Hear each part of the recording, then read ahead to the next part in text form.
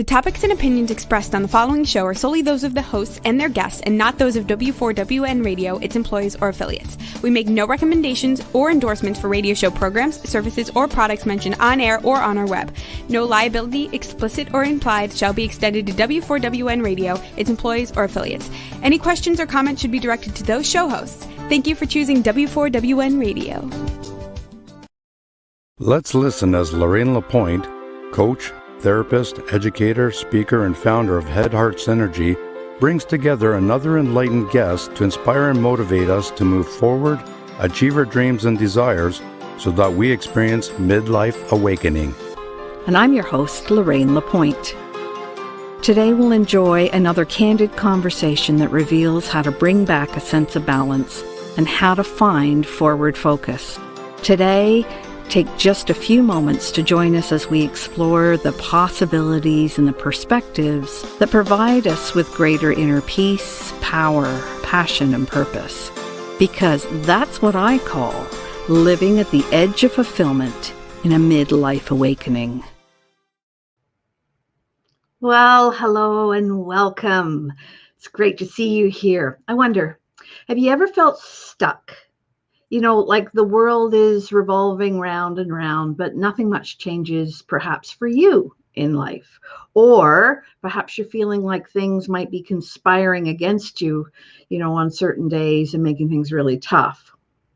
So would you prefer to thrive even in challenging times?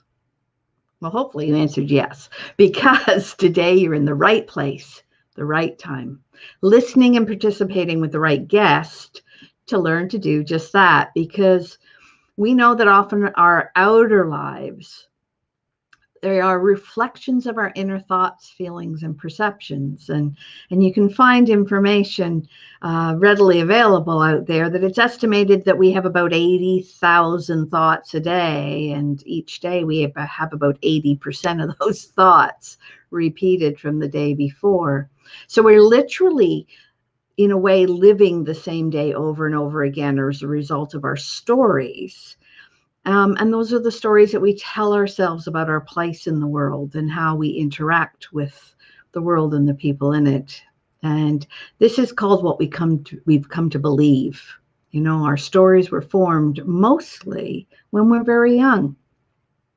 So I wonder, do you wonder what stories you could be carrying inside yourself and how past experiences might be influencing your present reality? And today, with my guests, we'll explore this topic and more. And oh, by the way, for those who I haven't met yet, I'm Lorraine LaPointe, and I show compassionate, service-minded women, and sometimes men too, how to transform thoughts and feelings and beliefs so that you can shift your mindset and your focus towards wellness.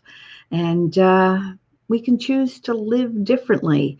We can transform that inner landscape and adjust our stories, especially in the second part of our life when, we can have a little bit of a different focus. Perhaps you've already raised your kids, or perhaps it's time for you to start exploring more about who you really are. And I believe we can purposefully discover new and interesting ways to be once we awaken to new possibilities. And the research proves as we shift our perspective, we can create a mindset that improves our well-being. And that's why we reach out every week through this interactive mode, through radio and talk for TV, to see whether you're live here today or whether you've come across us later on. But we invite you to participate, to connect with us here. And each week we broadcast through all kinds of different media. And we want to hear your thoughts. We want to include you in the conversation. So be sure to let us know your thoughts and feelings and questions, because they're important to us. And our wonderful producer, Roxy, who is doing all kinds of magic behind the scenes, helping us to see your questions. So if you have a question, just put hashtag in the word question, and you can help us shape the program into something that is most valuable to you. All right. And thanks, Roxy. And please add a comment in the chat to thank Roxy, because for every comment received, Head Heart Synergy provides a day of fresh water to someone else in the world who desperately needs it the most.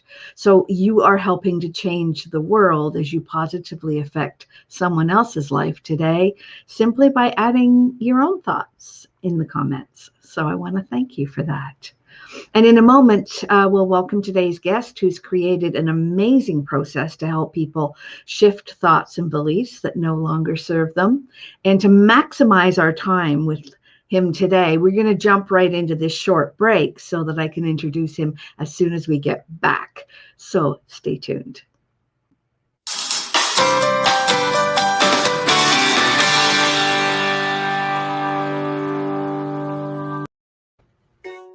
Did you know video is the future on content? There are 3 good reasons why video is the future of content. Number 1, videos are often more engaging than simple pictures or music alone. Number 2, it's much easier to tell your story through video. Number 3, because we love to watch video, they go viral much faster. Hey, notice you're still watching right now. See how well it works. Next time we can play your video here instead. Ask me how. Shine online on Talk 4 TV and W4WN Radio. Hey, are you looking for a brighter future? Wishing for greater calm, clarity, and confidence? What if you knew an inside job was the answer? Your mission: stop the inner burn, gain mental fitness so you get more out of life. Imagine in about 15 minutes a day for just 6 weeks. Come on, we'll show you how. Don't miss it. Just go to www.lorraine.gives/m-fitness and join us right now.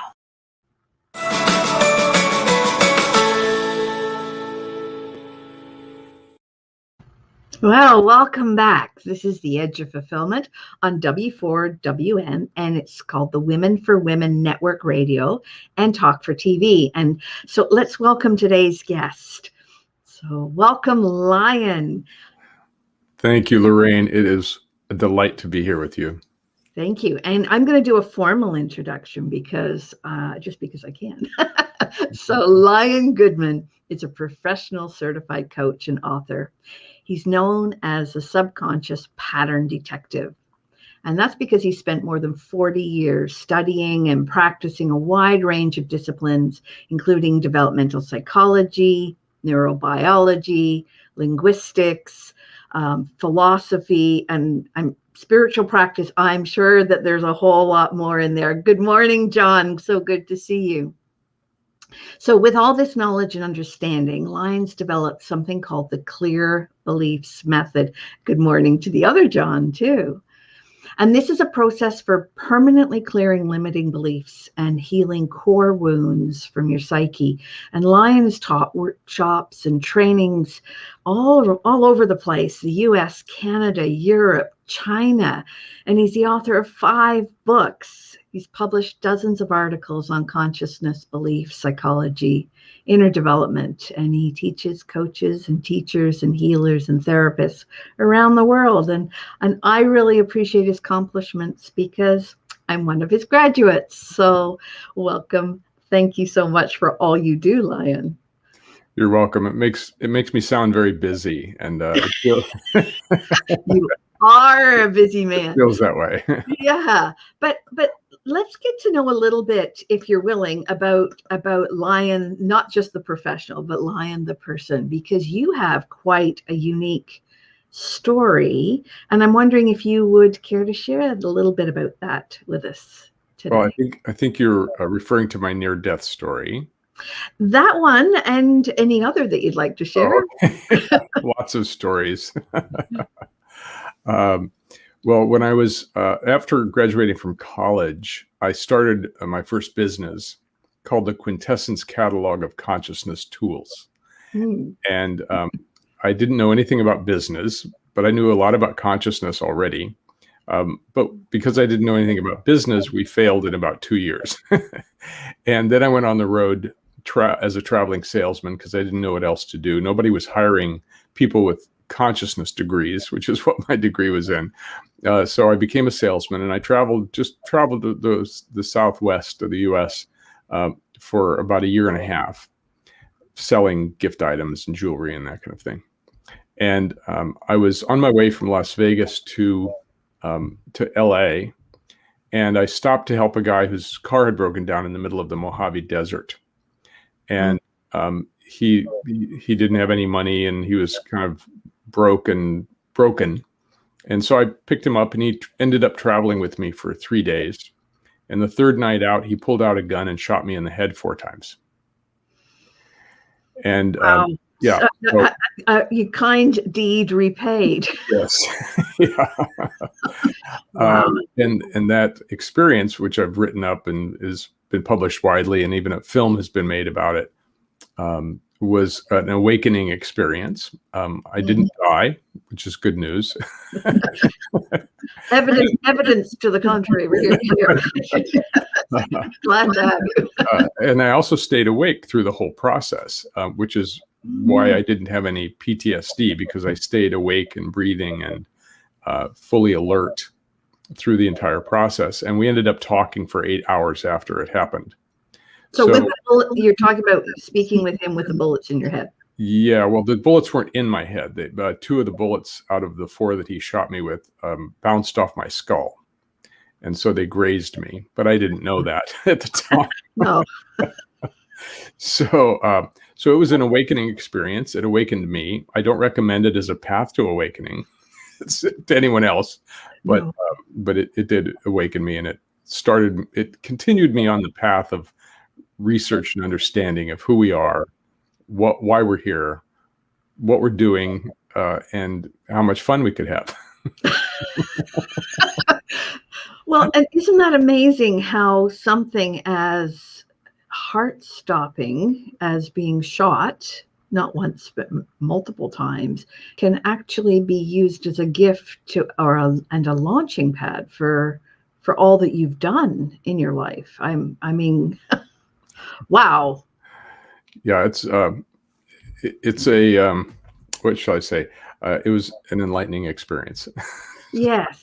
So we might have called this episode "Delete the Beliefs That Defeat You," and I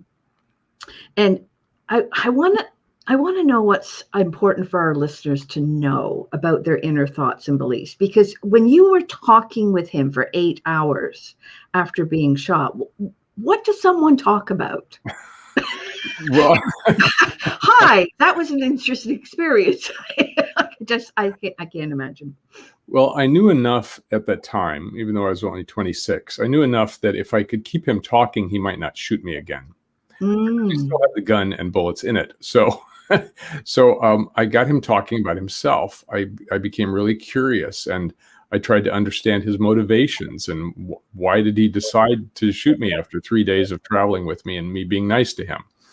So he went through his own transformation experience because he changed his mind from wanting to kill me to deciding not to. And then he was going to take me to the hospital. And I said, okay, that's fine. And he drove for about an hour, and then he pulled the van over and he came back to me with a gun in his hand, kind of looking downward and saying, I can't take you to the hospital. I have to shoot you. Oh. And I said, oh, really? Why is that? And he said, because they'll arrest me and put me back in jail. And I said, back in jail? Okay, well, I'm not only dealing with a crazy person with a gun, but an ex-con with a gun. And so I thought, well, I better keep him talking. And so we talked about, that, and tried to find our way out of the situation, because he was sure that if he took me to the hospital, I would turn him in. He'd go back to jail. He couldn't go back to jail. So I asked him about his background. I wanted to understand him. And so my heart was open, because my heart had kind of been blown open. I was basically, in the light and in love, and he was included in it. There was no difference between he and I. And so I was getting to know him as a person. And he opened up, and he opened up about his background and why his path of how he ended up in that place where he needed to kill somebody to take their stuff. So, so that's what I did. I got curious. Shows the power of curiosity.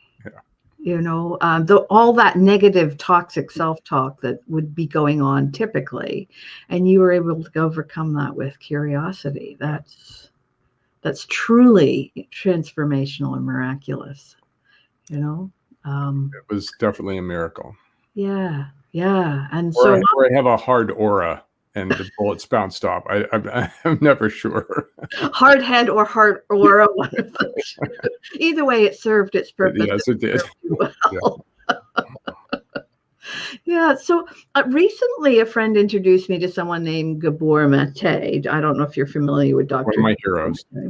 Yeah, and he talked about what I was listening to. He was talking about the things that make people ill. Now, obviously, this fellow was suffering some mental illness. But the two beliefs that he talked about that he considers fatal for people is the first one was that you're responsible for how other people feel. And the second one was, I must never disappoint others. You know, those are really deeply held inner truths that some people obviously hold and many people hold. So I'm curious, can we have a conversation about those kinds of deeply held beliefs and what others can do to turn things around? Because you obviously found a way to do that in that situation. And I think lots of people are facing difficulties at the moment that they don't know how to turn around. I think it's important to talk about what beliefs are, because a lot of people have a specific idea about what they are. And I think that it needs to be discussed and looked at more deeply. Okay. That sounds like a good place to start. Good. Most people think of beliefs as an intellectual construct or a commitment, like I believe in God, or I don't believe in God, or I believe in less government or more government, right? But beliefs are much deeper. They're actually the infrastructure of the human mind. They're what our mind is made of. And when we come out of the womb, we're in this swirl of experiences. And the mind has a program which is to try to find patterns and use them to survive. My friend Jeremy Lent calls this the patterning instinct. And so we see a face coming toward us, and then we get cared for. And it keeps coming toward us, and we get cared for, and we go, oh, okay, that face means I'm being cared for. And eventually that becomes mom, right? Hopefully. And another face comes toward us, and we feel weird, or we're uncomfortable, or we get handled roughly. And we come to the conclusion that face equals that rough handling. And maybe that's dad or brother or sister or caregiver. And so we're beginning to put the swirl of experiences together into patterns. And those patterns become conclusions. This equals that. And that's the core of a belief, is it's an experience and a conclusion and a feeling and eventually a strategy for how to work with those patterns. Okay. So a belief is all of those things. It's a conclusion, it's a feeling, it's a perception, it's a thought. Eventually we have words in like the second year of life. And then we start putting the patterns together with words. That is a cat. Cat goes meow. Mommy is nice. Brother is mean. You know, and so that's where the beliefs begin to accumulate. And by the time we're young adults, we have tens of thousands of these beliefs stacked up in the subconscious mind. And they run us because we look through them as if they are real. So if you believe, for example, life is hard, it operates like a filter, and you're looking at the world and you're seeing all the hard parts of life. And if you could swap that filter out with a different filter, life is joy, what you're going to see is joy, because beliefs are always self-reinforcing. So whatever you believe, you will see and experience over and over again, which is why we get stuck. Yeah. So at the top of the show, I was talking about the experience of being stuck and going around and around in circles. And this explains why. Yeah. So I'm curious. And I have the answer, I think, but I'd love for you to share it with our listeners and our watchers. So when you have one of these beliefs that you suddenly recognize is not serving you anymore, like, for instance, I'm responsible for how others feel, what can you do about it? Well, there's many people talking about many ways of changing your beliefs. Most of them don't work very well. Mm. And the reason is that, as I was talking about, beliefs are multidimensional. They include our mind, our body, our spirit, our emotions. And most techniques are trying to use one of those modalities to make changes. So, for example, affirmations. Lots of people have tried affirmations. I'm just going to say, I'm wealthy and I have plenty of money. I'm wealthy and I have plenty of money. Now, underneath that is the belief, I'm not wealthy and I don't have much money. Guess which one wins? Well, what happens is you're trying to push down an old belief, and it keeps pushing back up, and it's denying it every time you say it. So you say, I'm wealthy, I have plenty of money, and you hear inside your head, give me a break. Look in your bank account. It's simply not true, right? And so trying to push down old beliefs with affirmations is like stomping on a weed, hoping that it goes away. And of course it doesn't. It just gets tougher and it grows up stronger, right? And so that's one of the many methods that don't work very well. Now, every once in a while, someone is successful using affirmations, good for them. It means they didn't have any negative beliefs counter to it, and they were able to confirm or affirm that particular belief. John said down, down, down. I mean, I think what you mean, John, is that if you keep pushing the beliefs down, they still come up. Yeah. I think that's what John meant. Anyway, sorry, go ahead. That's okay. So for me, what I discovered after looking at many, many different belief methods is that you have to deal with them as they are, which is as multidimensional systems that are all over the body, mind, self, spirit. So my methods developed in order to do that. In order to experience them fully, you have to go back and remember the moment that you came to that conclusion. Mm-hmm. So, for example, if you were a child and you saw your parents fighting, you might have concluded, I'm responsible to help out and make sure they stop fighting. Because at the primitive brain, the child knows that if my parents fight and they split apart or they hurt each other or kill each other, I'm going to die. And this is underneath all fears, is this is going to happen and that's going to happen, that's going to happen, and I'm going to die. So yeah, it seems to be a pretty fundamental one that's been stirred up for a lot of people. Right. And this operates at the subconscious level. Mm-hmm. So, someone says, I have to take care of mom. Or she might not be able to take care of me. And if she can't take care of me, I'm going to die. So I have to take care of mom. It's this kind of circular argument, right? And so our belief, what I take people through is I take them back to the originating incident or incidents. Sometimes it's many incidents together, and find that moment where that conclusion was come to, and then work with it there through my therapeutic processes, and basically disrupt the experience that led to that conclusion. And then you have open space. Then that's like pulling the weed up by the roots. And now you can plant something that you want, which is the positive belief that you want. So that's the basic outline. Yeah. Well, and one of the things that I can attest, because I have used your methodology for so long, is that the change people feel and perceive is permanent.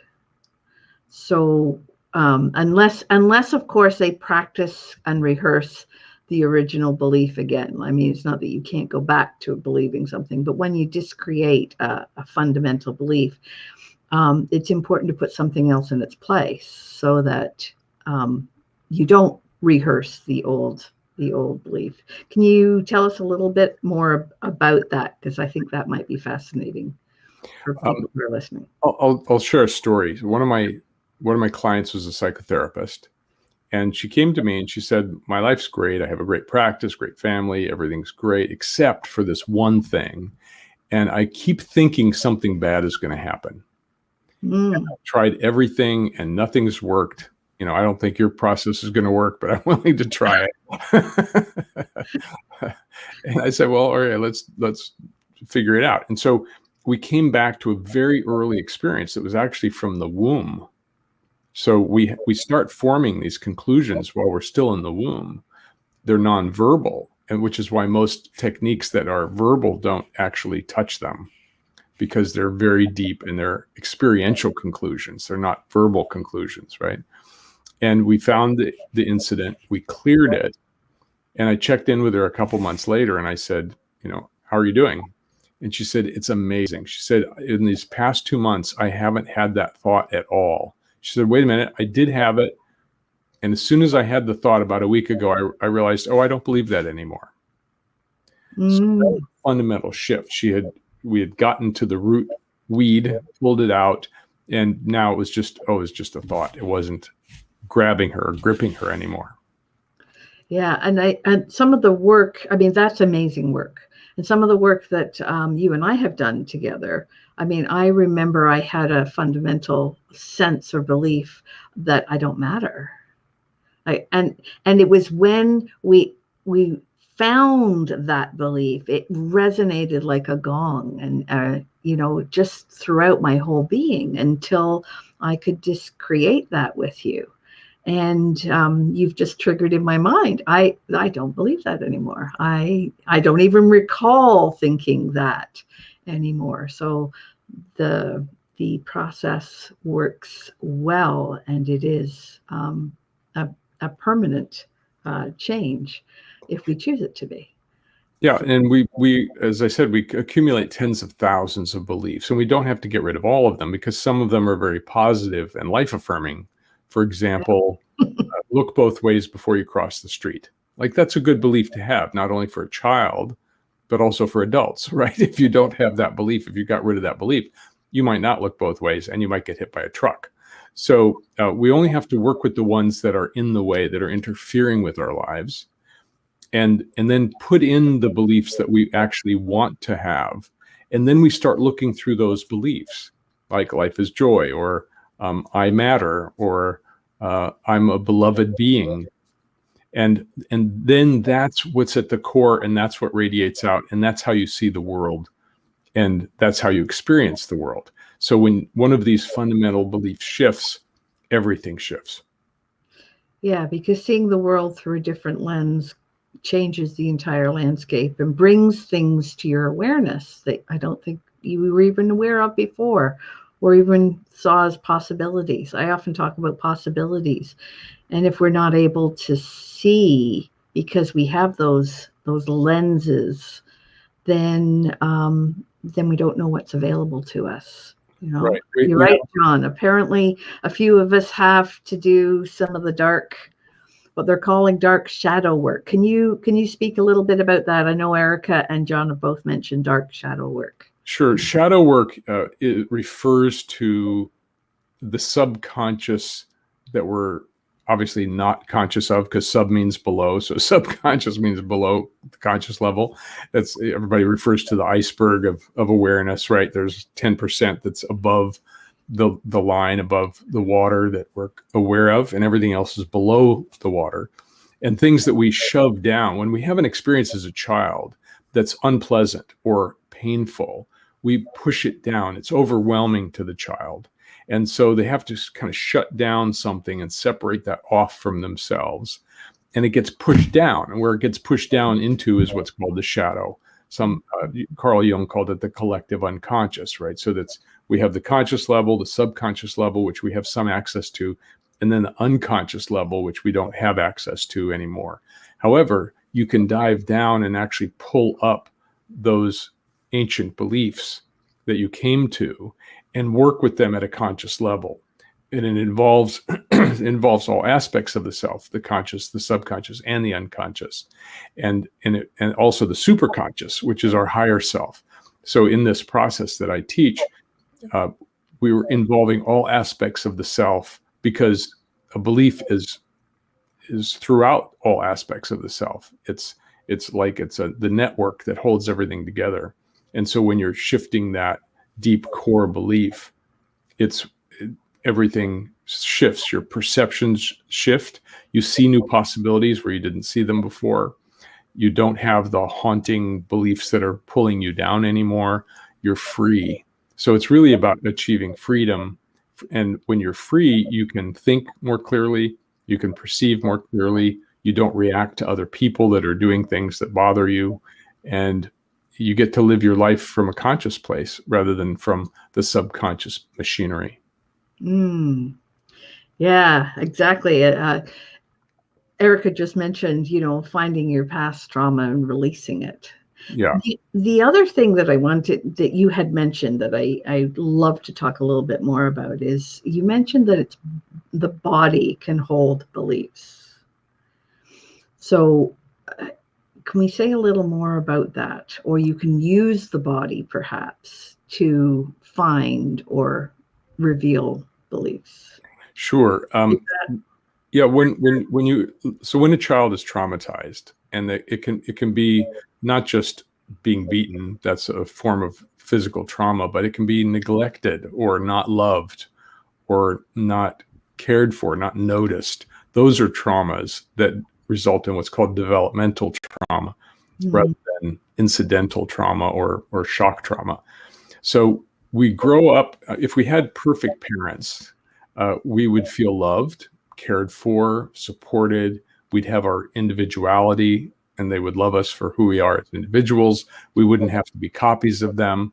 We'd grow up with freedom, knowing that we're loved, we're okay, and that we get to express ourselves.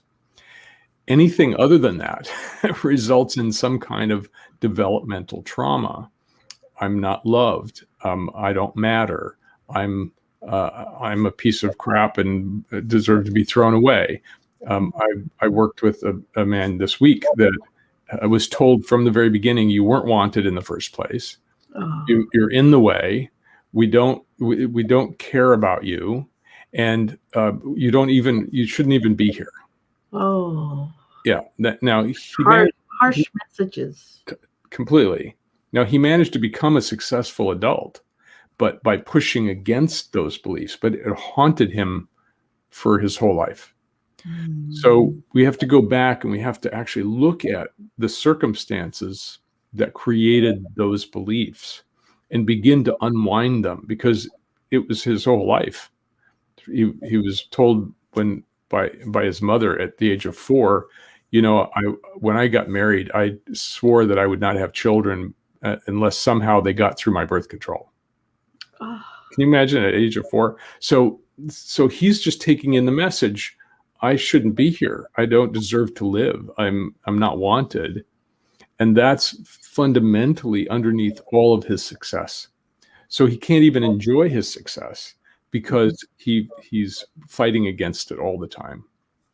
So by unwinding these early traumas, we can actually clear them, free them, and he can feel like a human being, like he's wanted, he's loved, he's cared for.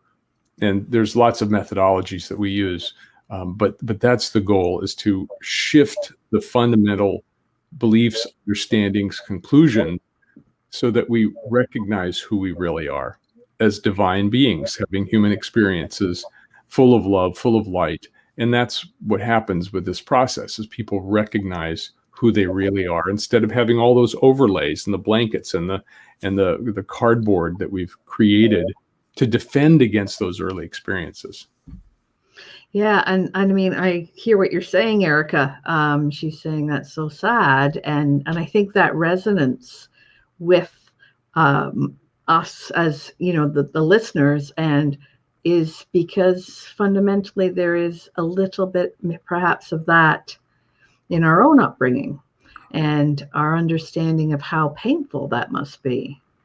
I think as in, human beings, one of the gifts that we have is that sense of connection, and it's through our own experiences that we enhance that connection with others. Yeah, that's one of the things that makes us human. I'll use myself as an example. I grew up with a mother who provided food and shelter and clothing. She was hypercritical, so there was always something wrong with what I was doing, wearing, saying, or being. So I grew up with the belief that I'm broken. There's something wrong with me. Now, that particular belief I found to be the most common belief throughout all cultures around the world. There's a lot of reasons for it. When you're a baby, you're looking at other people around you and you're saying, wow, they can walk and I can't. They can talk and I can't. They can communicate and feed themselves and I can't. And the natural conclusion is there must be something wrong with me. Right. And nobody says, you're a baby, you're just right, everything's going fine, you're going to learn these things, and we love you, and we're going to be there to support you every step of the way, and just relax, be a baby, play, enjoy yourself. We're here to love you until you can do these things, and we'll show you how. Now then the baby could go, oh, okay, I'm cool, But maybe we can find a more simple way of stating. That's a lot of language. Yes, it is. So I came to the conclusion there's something wrong with me. I'm weird. I'm separate. And I had this feeling of separation because my mother never attuned to me. She never knew who I was. I was like an object in her universe. And that was pretty typical for 50s mothers, right? She was doing the things mechanically, but nobody had loved her well enough to know what love really was.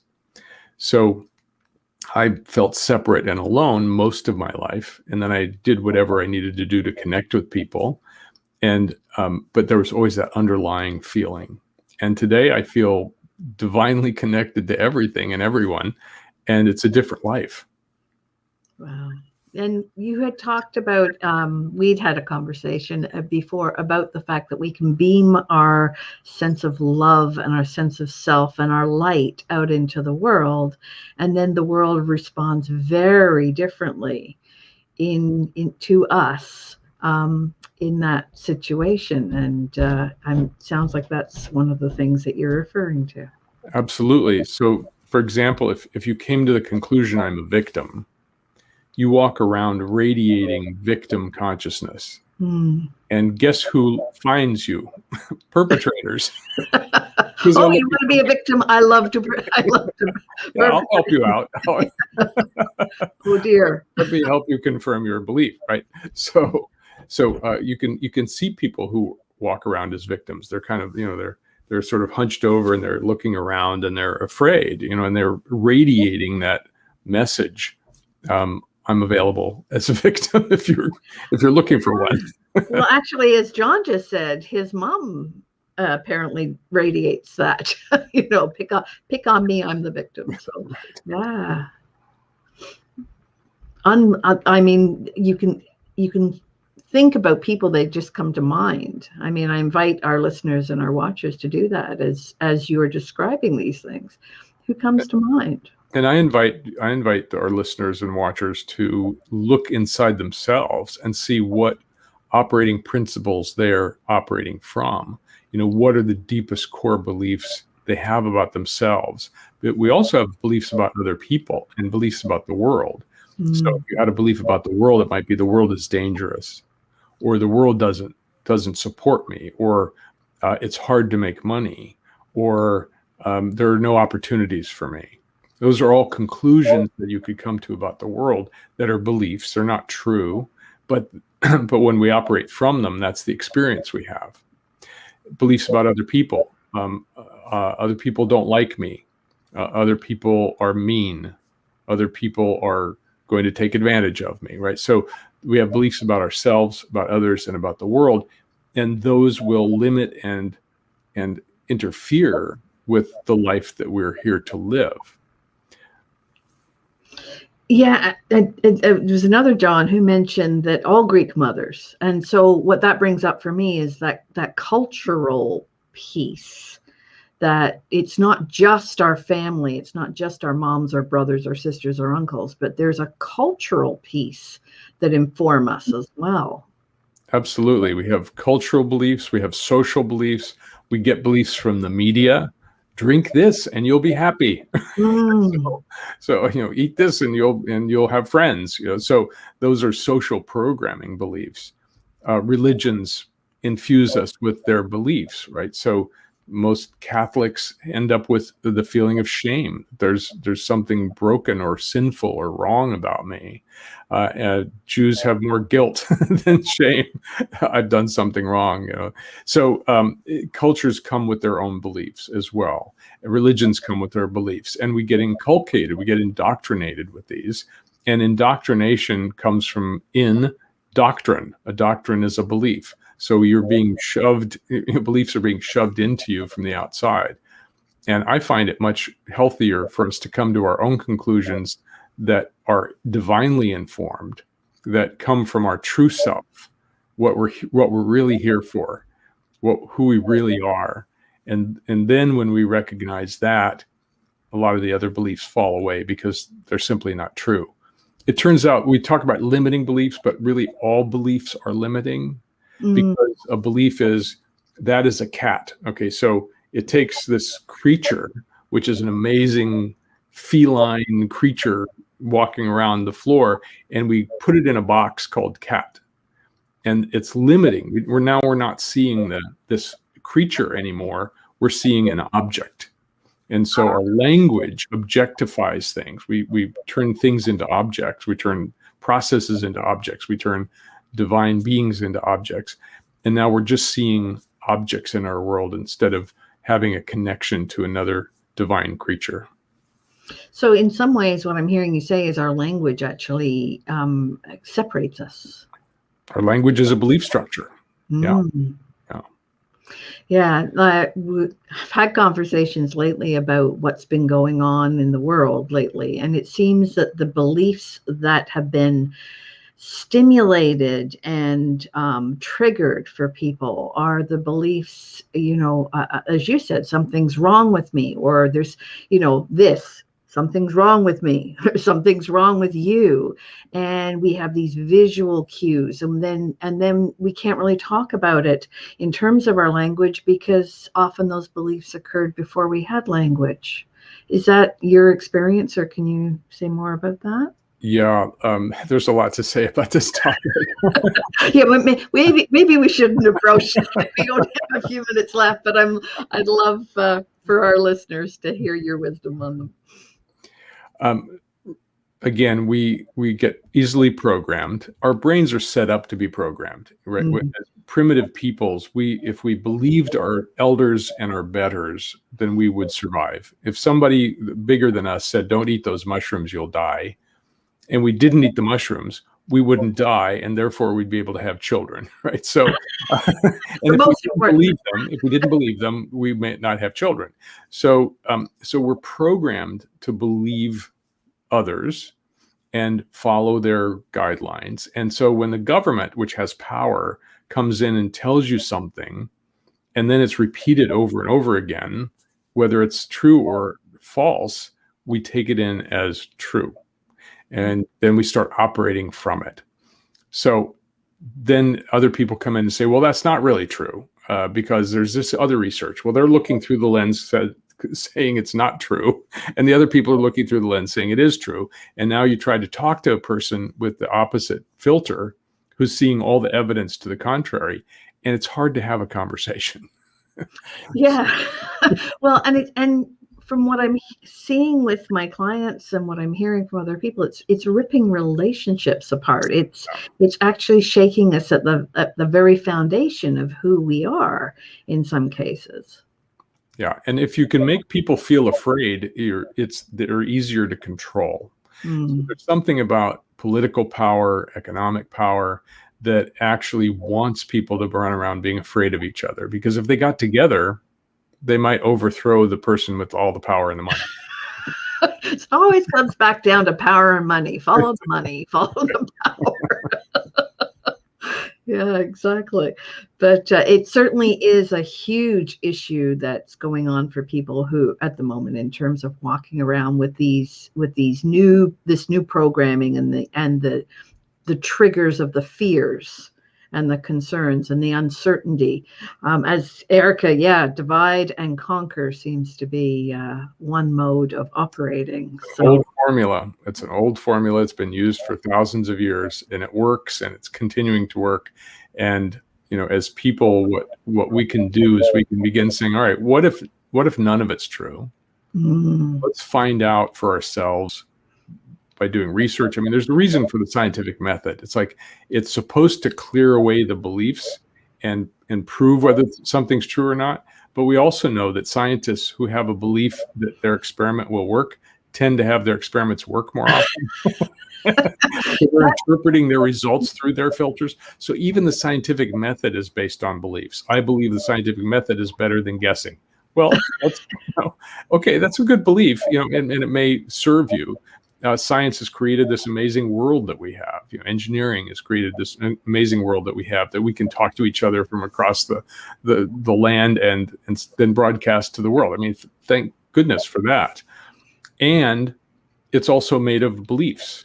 So when you start seeing the world like that, then you get to decide what beliefs will serve you, rather than just take them on and operate with them. And if a belief isn't serving you anymore, you can swap it out with one that works better.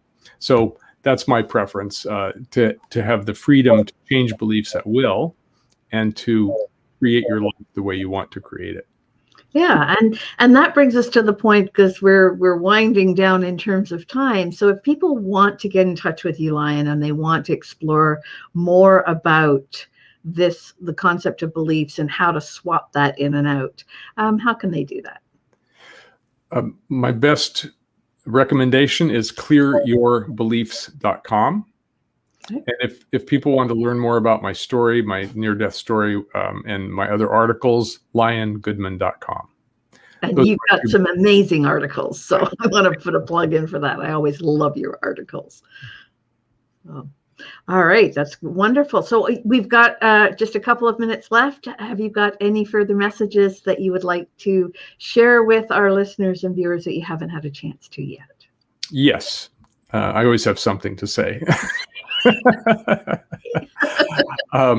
If you don't like your thoughts, change your beliefs.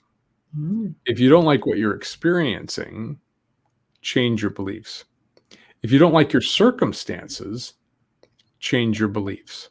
If you don't like who you're hanging around with, change your beliefs. Basically, if there's anything that's uncomfortable, unknown, afraid of, hurt by, that's where you can look underneath those experiences and see what belief is creating or reinforcing that experience. And then when you learn to change your beliefs and swap them out for a better belief, your perceptions will change, your experiences will change, your emotions will change, and your life will change. Wow. And that was pretty clear and pretty profound. Thank you so much. And I want to say thank you for being here today, Lion. This has been wonderful to talk to you, as always. It's a great pleasure, Lorraine. I'm really happy you invited me. Yeah, and I want to thank all of our listeners and viewers for being here on The Edge of Fulfillment today and every Friday at 10 a.m. Eastern Time here on the Head Heart Synergy fan page or the Women for Women Network Radio or Talk for TV. And I mentioned, or I can't remember if I mentioned, but I might have mentioned at the beginning of the show that I would share a link to a quiz where you can find the #1 focus to improve your life satisfaction score. It's at lorraine.link best-life-quiz. It starts our conversation about beliefs. And so I am your host, Lorraine LaPointe from Head Heart Synergy, reminding you that at the edge of fulfillment, there's always a choice. You can stay on the edge, getting always what you've always got, or you can change your beliefs. You can become courageous, move beyond the edge to get what you really want. And I want to thank you, Lion. And I want to thank all of our listeners and viewers. And I will see you next week.